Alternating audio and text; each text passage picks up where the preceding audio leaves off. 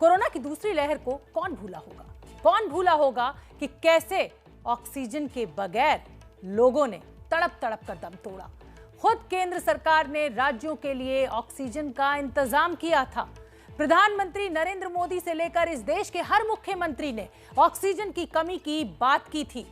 लेकिन विडंबना देखिए कि अब केंद्र सरकार कह रही है कि उनके पास ऑक्सीजन की कमी से मौत का कोई आंकड़ा मौजूद नहीं है, क्योंकि राज्य सरकारों ने यह आंकड़ा दिया ही नहीं। यानी लोग मरते रहे और सरकारें भूलती रहीं। उन्होंने कोई रीजन नहीं दिया उस मोमेंट पे। उन्होंने बोला वो कोलैप्स कर दी, हम सीपीआर कर रहे थे। 35 साल के अंकित भारद्वाज ने कोरोना की दूसरी लहर में अपनी मां को खोया। 1 मई को अंकित की मां मीनाक्षी भारद्वाज की मौत दिल्ली के बत्रा अस्पताल में। अंकित ने अपनी मां को इसलिए खोया क्योंकि उन्हें समय पर ऑक्सीजन नहीं मिल पाई। देयर वाज नो चॉइस ही खत्म हो गई थी। And ICU, as I said, ICU वाले पेशेंट नहीं सरवाइव करेंगे आपके ऑक्सीजन सिलेंडर पे। लेकिन ये क्लियर है, क्योंकि मैंने डॉक्टर से बाद में बात की थी, मेरे पास उनके रिकॉर्डिंग भी है जिसमें उन्होंने कन्फेस किया था कि ऑक्सीजन सेंट्रल लाइन पे ख़त्म हो गई थी, क्योंकि टैंकर नहीं आया था टाइम। मेरे को कॉल आता है अराउंड कुछ 146 के around. That is where my mother was no more. When she was not there I was like my world broke, my world broke. ऐसी ही कहानी गौरव और उनकी बहन भारती गेरा की भी है, जो दिल्ली के जहांगीरपुरी में रहते हैं। एक ही रात में दोनों के माता पिता की मौत हो गई थी। पिता चरणजीत गेरा का इलाज जयपुर गोल्डन हॉस्पिटल में चल रहा था और मां सोनू रानी का अंबेडकर हॉस्पिटल में। उन्हें भी वक्त पर ऑक्सीजन नहीं मिल पाई। फिर मेरे ब्रदर को बहुत रो रहा था वो। मैं कहा क्या हुआ? कह रहा है ये डॉक्टर कह रहे हैं ऑक्सीजन की वजह से डेथ हो गई, ये हो गई। तो मैंने डॉक्टर से बहसबाजी हुई मेरी। वो कह रहे नहीं अभी ऑक्सीजन शॉर्टेज था, ये था वो था। वहाँ पर उस दिन 3 जनों की डेथ हुई ऑक्सीजन से। बट इन्होंने किसी भी रिपोर्ट में, ना गवर्नमेंट हॉस्पिटल ना प्राइवेट हॉस्पिटल, कहीं पर ही मेंशन नहीं है कि ऑक्सीजन की शॉर्टेज से डेथ हुई है। ऑक्सीजन की शॉर्टेज से डेथ हुई है। ऐसी कहानियां एक नहीं कई हैं, और किसी एक शहर में नहीं बल्कि पूरे हिंदुस्तान में है। సార్ చూడండి సార్, ఎంత తీవ్రంగా ఉందో చూడండి సార్।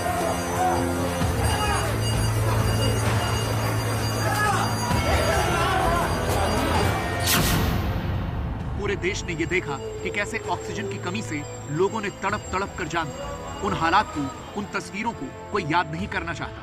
और ऐसे में जब सरकार ये कहे कि दूसरी लहर में ऑक्सीजन की कमी से किसी की मौत नहीं हुई, तो सोचिए इन परिवारों पर क्या गुजरेगी। ये तो बकवास है और हम already we are very shock. जबकि सब कुछ इतना खुले में था, हर कोई हॉस्पिटल जब SOS मैसेज भेज रहा था, तो फिर उसके बाद भी अगर आप बोल रहे हैं कि एक भी डेथ रिपोर्ट नहीं की गई, तो ये तो मजाक है बहुत बड़ा। हॉस्पिटल मिल गया तो दवाई और बाकी चीज़ें नहीं, वो हमने अरेंज करी। पैसा जो लगाया हमने लगाया, उसके बाद डेथ और जो सारा ट्रॉमा जो झेल रहे हैं वो हम झेल रहे हैं। गवर्नमेंट या कोई भी उस टाइम पे तो कोई आया नहीं आपकी हेल्प करने के लिए, सारे तो छुपे हुए थे अपने अंदर। असल में राज्यसभा में कांग्रेस के सांसद केसी वेणुगोपाल ने सरकार से सवाल पूछा कि क्या ये सच है कि कोरोना की दूसरी लहर के दौरान ऑक्सीजन की कमी से बड़ी संख्या में मरीजों की मौत हुई। सरकार की ओर से स्वास्थ्य राज्य मंत्री डॉक्टर भारती प्रवीण पवार ने लिखित में जवाब दिया कि स्वास्थ्य राज्यों का विषय है, उनकी ओर से कोरोना से हुई मौत की सूचना दी जाती है, लेकिन इसमें ऑक्सीजन की कमी से किसी मौत की सूचना नहीं है। केंद्र सरकार के इस दावे के बाद राज्यों से उनकी ठन गई है। दिल्ली सरकार का कहना है कि उनसे ऐसी कोई जानकारी मांगी ही नहीं गई। दिल्ली के अंदर हमने कमेटी बनाई थी, ऑक्सीजन के लिए ऑडिट कमेटी बनाई थी कि जो भी ऑक्सीजन की वजह से डेथ हो जाए तो उसको 5 लाख तक का कंपनसेशन देने के लिए कमेटी बनाई थी, जिसको कि केंद्र सरकार ने LG साहब के थ्रू इसको भंग करा दिया, जिस वजह से आपको एग्जैक्ट डाटा नहीं मिल पाया।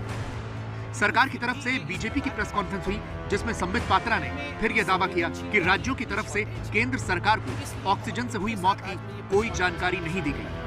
किसी ने भी ये नहीं कहा कि उनके राज्य में ऑक्सीजन शॉर्टेज के कारण कोई मृत्यु हुई है, इसलिए इसके आंकड़े नहीं है। आप सोचिए जरा, क्या ये डाटा केंद्र ने बनाया? नहीं, राज्यों ने नहीं भेजा। आप देख सकते हैं। संबित पात्रा ने एक एक करके 3 राज्यों का मामला उठाया, दिल्ली, महाराष्ट्र और छत्तीसगढ़, और दावा किया कि इन तीनों राज्यों ने अदालतों में और मीडिया में यह कहा है कि उनके राज्य में ऑक्सीजन की कमी से किसी की मौत नहीं हुई। अरविंद केजरीवाल जी, कल आप इस पे सवाल पूछ रहे थे, मनीष सिसोदिया जी पूछ रहे थे। आप बताइए, क्या आपकी सरकार ने जो केंद्र को आंकड़े दिए हैं उसमें से एक भी मरीज की मृत्यु ऑक्सीजन शॉर्टेज के कारण हुआ है ऐसा लिख के दिया है क्या? टीवी में कुछ और टीवी के बाहर कुछ, ये राजनीति रुकनी चाहिए। खुद 2 जस्टिसेस के सामने बॉम्बे हाईकोर्ट में महाराष्ट्र सरकार ने खुद कहा है और माना है कि किसी प्रकार से भी कोई मृत्यु ऑक्सीजन शॉर्टेज के कारण नहीं हुआ। खुद छत्तीसगढ़ जो कि कांग्रेस की सरकार है, वो सरकार कह रही है कि हमारे राज्य में एक भी मृत्यु ऑक्सीजन के शॉर्टेज के कारण नहीं हुआ। फिर राहुल जी, आप इस प्रकार की राजनीति क्यों कर रहे हैं?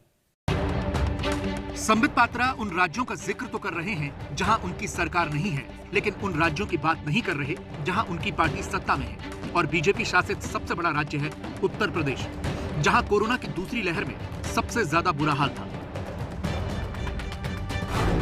ये लखनऊ के रहने वाले विश्वास तिवारी हैं, जिन्होंने अप्रैल में अपने पिता को खोया। उनकी पत्नी शिवा तिवारी ने जब सरकार का ये बयान सुना तो वो रोने लगी। जनता वोट बैंक नहीं है सर, थोड़ा उसका ध्यान देना चाहिए सरकार को।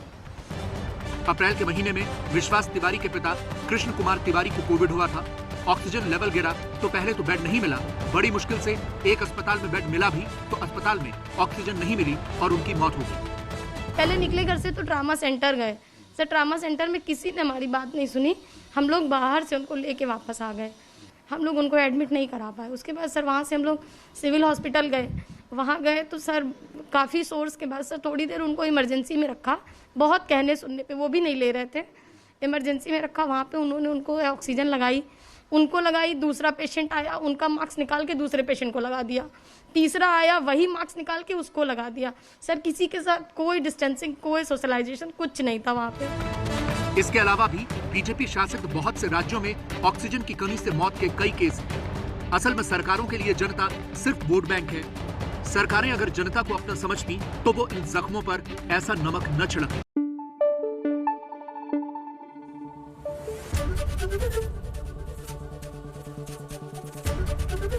एबीपी न्यूज आपको रखे आगे।